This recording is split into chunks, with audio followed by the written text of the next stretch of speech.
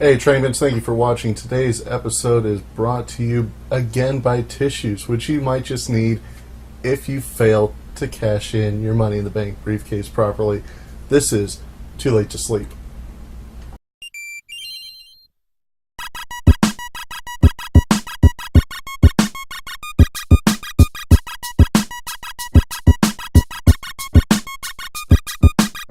Ladies and gentlemen, Baron Corbin is cashing in his Money in the Bank contract. Ladies and gentlemen, Are you sure about that? So, yeah, a lot of big news this week. One of them being that for the second time ever, somebody has lost their Money in the Bank cash-in match. It's the third time that somebody has failed to become champion with a cash-in. The little asterisk there being John Cena winning by disqualification at Raw 1000 when he cashed his briefcase in. And then the other person who just outright lost their match was Damien Sandow, losing to John Cena. Once again, John Cena involved in a failed cash-in. It's weird how that works out. He interfered to keep Baron Corbin from being able to cash in on Jinder Mahal. So, don't quite know what's going on. There's rumors, oh, he's being punished. You know, nobody knows. Nobody knows. The only people that know are the bookers that actually wrote the segment. They know why they did it. Could be just because Baron's going to be a little bit more vicious against John Cena at SummerSlam. Don't know. Don't care. I just want to see how it plays out. That's what's interesting to me. If Baron Corbin is missing from TV in the next 6 weeks or so, then I guess we know what happened. But if he continues to be in that upper mid-card scene he has been, then all those rumors are probably crap. The sad news this week, we don't have all the details, but Ric Flair has been hospitalized. He apparently was in the ICU, put into a medically induced coma. There were rumors that it was something to do with his colon, and then that might not be the case. The worst rumors were saying colon cancer, but he has undergone surgery. He's in recovery, but apparently it's still not. He's still not out of the woods yet, so our thoughts are with Ric Flair. He's survived 2 plane crashes. I gotta believe that he can make it through anything. That's just one of the things I have to believe as a wrestling fan is Ric Flair is always going to be there. Our thoughts are with you, Rick. Woo! You can make it through this. We had the G1 finals this past week. We didn't get to talk about much last week because of the special episode we did. May not do so many special episodes because that one didn't really go over very well. People just didn't seem to care. The one that we did that was kind of like the internet comment etiquette, might do one of those again. Kind of a little bit invested in one already, but the celebrity involvement, But anyway, we didn't really get to talk about the G1. Kenny Omega and Kazuchika Okada had their third match for the last night of the G1, the actual tournament, and Omega finally beat Okada when it was a non-title match. It was a fantastic match. Please, you owe it to yourself to watch it. I would actually call it the weakest of their trilogy, but their trilogy is so good that that's still a very high bar that you're just coming in just underneath. I mean, saying it's the weakest of the trilogy is like saying you're the worst Oscar winner. You know, you're still a damn good match. And then that was actually the match that gave Kenny Omega the victory over B-Block, put him in the finals, and he had an even better match the next night, Tetsuya Naito, who ended up beating Kenny Omega to actually take the G1 Championship, whatever they refer to it as. He won the tournament. He's going to be defending the briefcase that gives him the title shot at Wrestle Kingdom in January. Bad Luck Fale and Tomohiro Ishii both beat him in the tournament, so tradition dictates that they will likely get shots at his championship match. I don't think either of them are near high enough status to deserve that victory over it. I don't think they're going to take the briefcase from him. The more interesting thing leading up to Wrestle Kingdom is going to be what other wrestlers are going to get the title shot for whoever Naito is going to face. Now that Omega has beaten Okada, he should be getting a title shot sometime in the near future. Is he going to beat him and go on to face Naito at Wrestle Kingdom? Don't know. Love to find out. It's going to be a lot of fun to find out. Rumors came out just in the past day or so that Daniel Bryan has now gotten permission from Brie Bella that when his WWE contract is up, he can go looking for work elsewhere. This is something Daniel Bryan has hinted at forever. Don't know if this is leverage that he is going to try and use against WWE to try and get them to clear him, because it seems like the whole point in using him first as a commentator for the Cruiserweight Classic and then as the general manager was to keep him from going elsewhere to wrestle. His contract is coming up sooner and sooner all the time, and I don't think he's going to re-sign with the WWE if they won't let him wrestle, unless they just give him insane amounts of money that would not make sense for them to pay a non-wrestler. So it's going to be very interesting to see how this plays out. Very interesting to see if Brie is actually going to be okay with him going on the road with Ring of Honor, New Japan. Don't really know who else would have the money to meet Daniel Bryan paydays, because he's going to be commanding a lot more than he was when he was Bryan Danielson. I'm sure he'll take a pay cut to work for PWG for a show here and there, but he's not going to sign full-time for what he used to be making. It's going to be really interesting to see who's going to be in the Daniel Bryan business if he does choose to go back to the ring when his contract is up. So we have a hell of a week ahead of us. You will probably have seen before you watch this that Southpaw Regional Wrestling Season 2 has been released. So Season 1 was amazing. It's not out by the time I've recorded this, but it will be out by the time this goes live. I cannot wait to see it. The first season was goofy as hell. It was all just one big advertisement for KFC, who seems to have scaled back their advertising a little bit. So don't know if they're going to be going with them again, or if this is going to be Rocket League, which would be really interesting to see that kind of in the 1970s style. But it'll probably be the Zingers or whatever KFC is promoting now. It'll be the start of their new ad campaign. We've got TakeOver on Saturday. Sunday we've got SummerSlam. Then on Tuesday starts the WCPW Week of Madness. We've got the WCPW Stacked on Tuesday, which is their iPay-per-view. And then the next 2 nights, we've got the first 2 round shows of the Pro Wrestling World Cup. Thursday night, we've got GFW Impact, which is going to have their gauntlet match for the now vacant GFW Championship after Alberto El Patron was suspended. And then on Saturday, we have the finals of the Pro Wrestling World Cup. Now, I know a lot of you are going to dismiss WCPW. Oh, it's what culture, it's awful, it's bad, I don't watch it.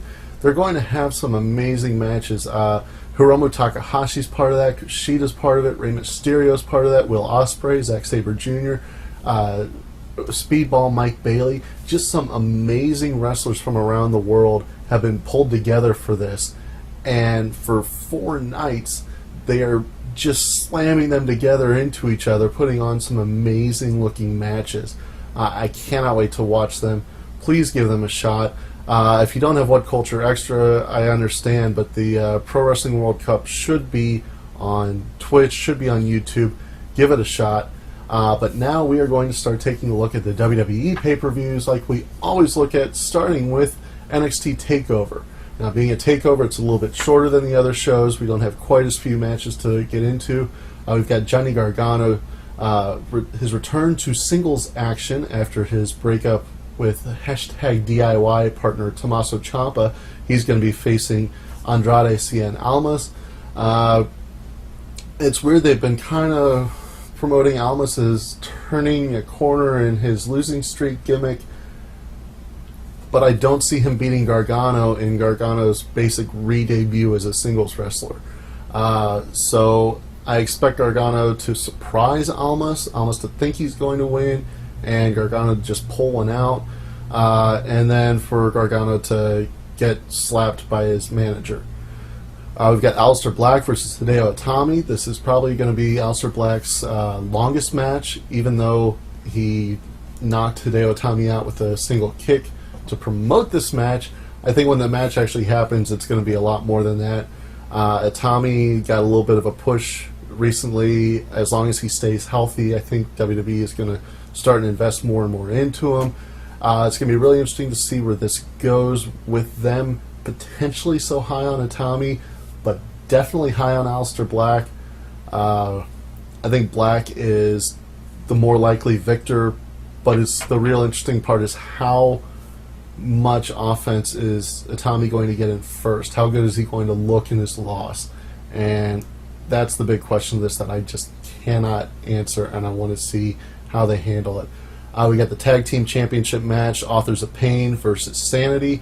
Sanity has been really the only tag team that even has a chance of looking competent against Authors of Pain right now.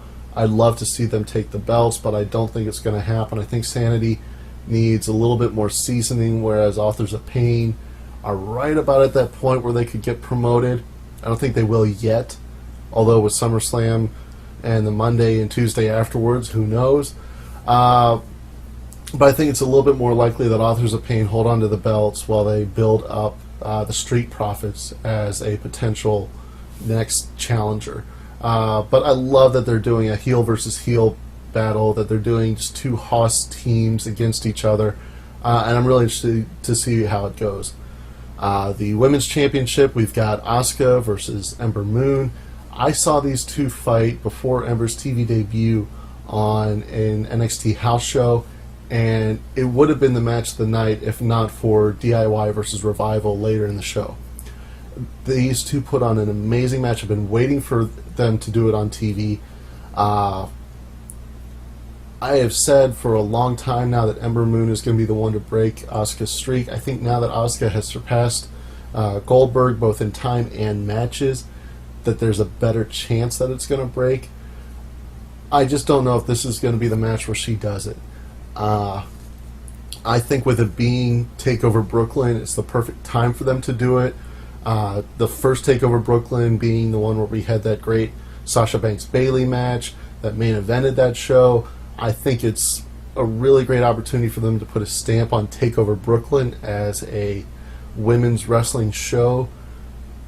But I don't know that they're going to pull that trigger. It'd be very interesting for them to do it, but I think they're going to wait and have Ember take the belt a little bit later. I think Asuka's going to get the victory, but it's going to be dirty as hell. Then we've got the championship match, Bobby Roode versus Drew McIntyre. I do not see Bobby Roode losing the belt yet, but we've got the big question mark with Roddy. Roderick Strong has been booked where he's not done with Bobby Roode. He had his match this past week with Drew McIntyre, where if he won, he wasn't guaranteed a title shot, but it was likely that down the line he was going to get one, and Bobby Roode interfered in it. And it seems very likely that William Regal will come out and make this a triple threat match at some point. If he doesn't, Roderick Strong definitely gets involved, either at the end of the match or after the match. But does he bring a friend? There have been reports that Adam Cole has signed with WWE. Does he show up at NXT Brooklyn, or do they wait until he's ready to actually debut in the ring?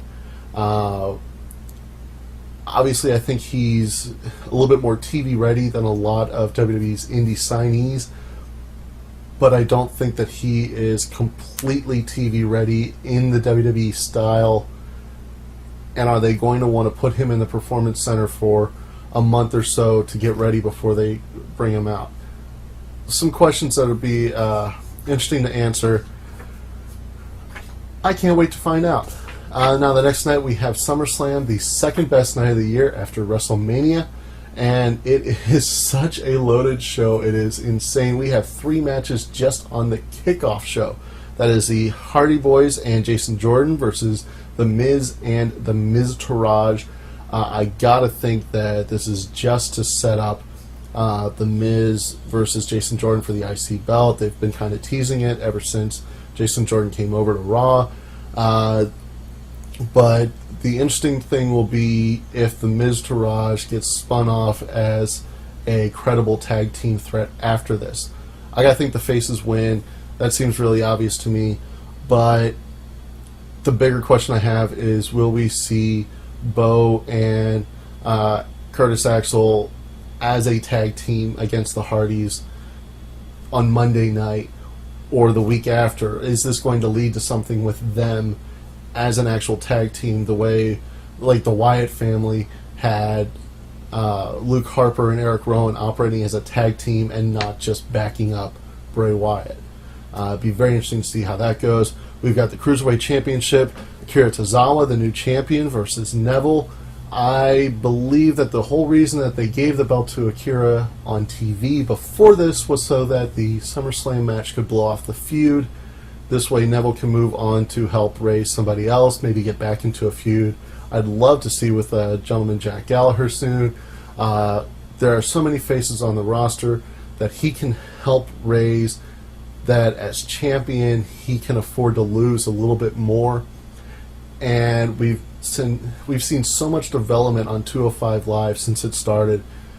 So much more character out of almost everybody on the roster.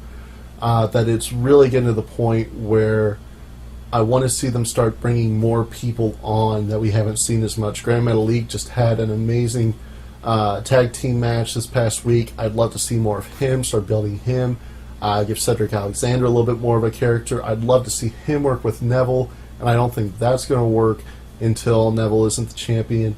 So I'm really looking forward to seeing Akira win this and keep his stamp on the Cruiserweight Championship. Then finally we have the Smackdown Tag Team Championship match. This is the New Day versus the Usos. Very surprised to see this go to the kickoff show. This is probably just going to be one hell of a fight. I don't expect it to be much in the way of high flying. There'll be a couple moves here and there, but it has gotten so personal with these two teams that it's just going to be brutal. It probably is going to fall apart and be a double disqualification, to be honest. And if that happens, they're going to keep the feud going, which is really kind of annoying with it being SummerSlam. And I'm realizing as I'm saying it that I'm getting annoyed at a hypothetical that I am creating, which isn't fair. If it does end up clean, then I think the New Day take it. I don't think the Usos lost the belt just to get them back. On the main show, we've got Finn Balor versus Bray Wyatt. It's basically been flat out stated that this is going to be the return of the Demon King persona of Finn Balor, which I think means he gets the win. I don't think that they're going to have him lose in the demon form, but it's going to be interesting to see what Bray Wyatt does to try and prevent that. It should be a hell of a match. Finn, I think, looks really good against bigger opponents, which is why they kept him out of 205. He does work very well as a physical underdog because he's got the charisma to match up. And he's facing one of the most charismatic heels that WWE has seen in decades. So it's going to be a good match. It's not going to be the best technical match on the card, but I'm looking forward to seeing what they've got in store for the match. They've got to have some kind of crazy spot involved. I think this match is going to be the sleeper. We've got Big Show versus Cass with Enzo in the shark cage. This is WWE really trying to amortize the cost of that shark cage that they had for that playset. This is now the third match since TM61 versus Authors of Pain that they're using this. Again, there are stupid rumors that this is punishment for Enzo because he's afraid of heights. No confirmation if he actually is afraid of heights, let alone if this actually is punishment. But that's what they're saying. So it's very weird that they're going to have a face in the shark cage, because usually the idea is you put the heel up and the heel finds a way to get involved anyway, whether it's by dropping something or whatever. But they're doing it this way. But they did introduce Gallows and Anderson into the feud, so it could just be to keep Enzo from trying to come out to save Big Show when Gallows and Anderson come out, cause the intentional disqualification, and just beat the crap out of Big Show. What they would expect Enzo to look like he could have done anyway, I don't know, but expect Cass to lose on purpose. We've got Randy Orton versus Rusev. Love Rusev. Randy Orton can put on a good match. Against a hoss like Rusev is probably his best chance at doing it, but I'm questioning how much passion Orton has. He just seemed to kind of check out after leaving the Wyatt family. I've just not been impressed with him since he turned face in that feud. I don't know. And Rusev was supposed to be in the main event by this time, and then plans changed. We know this because of the video that he put out, basically demanding the title shot, and then they completely dropped that story. So Rusev kind of deserves something big here, and I don't think he's going to get it, but I do think he will pick up the victory against Orton. We got the SmackDown Women's Championship, Naomi versus Natalya. This could be really good or really bad. Natalya, she can carry somebody, and Naomi has gotten a lot better since her return, where she started the Feel the Glow gimmick, but neither of them are very good if things go bad at getting things back on track. So they have to kind of wrestle the perfect match to keep it a really good match. If anything goes wrong, this thing is going to go off the rails. So fingers crossed everything goes good. Naomi keeps the title. Natalya, I don't think, is getting another title reign in her time in WWE, which is sad because she's one of the most talented women on the roster. But I just don't see it happening. We've got the Raw Women's Championship, Alexa versus Sasha Banks. Obviously, Sasha was not supposed to be in this match to begin with. It was supposed to be Bayley, and I think Sasha wins it for that reason. I think this is one of those cases where they just say, well, we can't go with what our original plans are, so let's just go completely the other way, give the belt to Sasha, feed into her story with Bayley when Bayley comes back, because now Sasha can say, since you couldn't win the belt, I did, and I was being held down by you. As soon as you were out of the way, I became champion, and all that stuff. We've got the Raw Tag Team Championship match. This is Sheamus and Cesaro versus Ambrose and Rollins. And again, I think the belt's going to change hands. I think Ambrose and Rollins win it, but they're going to be transitional champs. It's just going to serve their story of their reunion. But they are not meant to be tag team wrestlers. They are meant to be singles wrestlers who will just be friends now and have each other's back. So they will have a very short reign before they get screwed out of it. Maybe backed by Cesaro, or maybe just by the next heel team that they didn't want to put up against Sheamus and Cesaro. We'll see where that goes. We've got the United States Championship. This is AJ Styles versus Kevin Owens with Shane as the guest referee.